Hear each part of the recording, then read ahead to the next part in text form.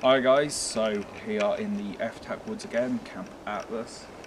Today it's a little less cold, there's not so much frost about, there's a little bit on the ground, but we're all good here.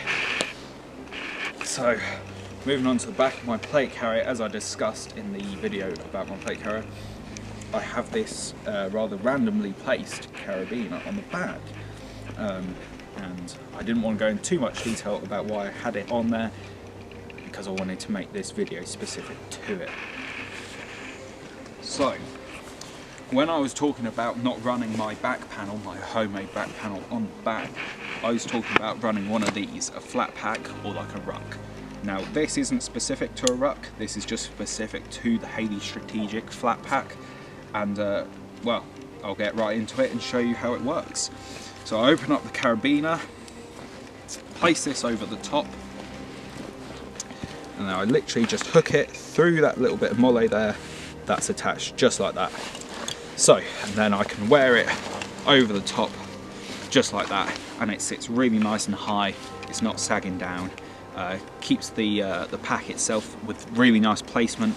And if I do need to lose the straps, because these do restrain your movement, if you have the straps over the top of the plate carrier, it restrains your movement a lot, especially in the arms and the shoulders. So if I need to lose the straps, I just chuck them over my back and it's still on the back. As you can see, obviously it still flaps about, but that's more for going prone rather than moving about too much. It's more for standing still, being able to move my arms and manipulate my rifle a little bit easier, so I just chuck those over the back. But that's how that works. Very simple concept.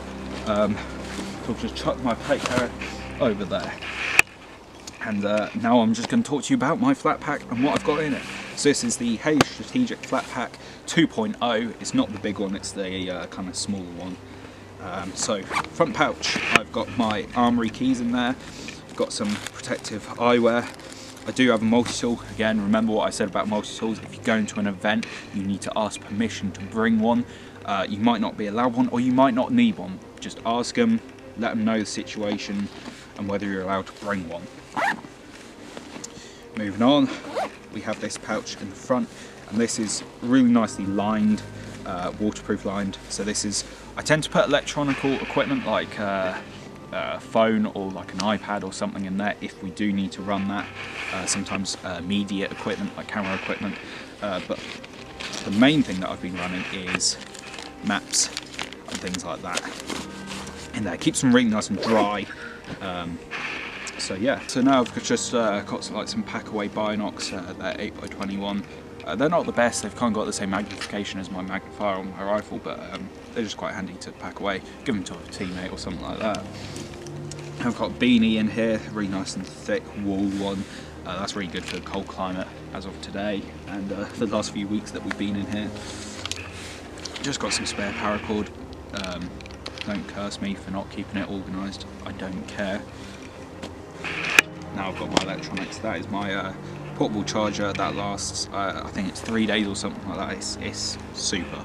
Had it for about 5 years now, and it still lasts really well. And it doesn't, you know, it works really well in the cold, in the hot. There's no cut-off point. Last 3 days, it's perfect. That is what I pack every time in this. And then last thing really about this is that you can expand it all the way around. So you've got a really nice bit of depth there. So you can fit massive water bottles or Nalgene bottles in there. I think I've managed to fit about 3 litres, I want to say, of water in that flat pack alone with all my extra equipment. So that is the flat pack, and that is, you know, we were talking about how I fit it onto my plate carrier on the back of it. So yeah, that is one of the videos on that. Thanks for watching.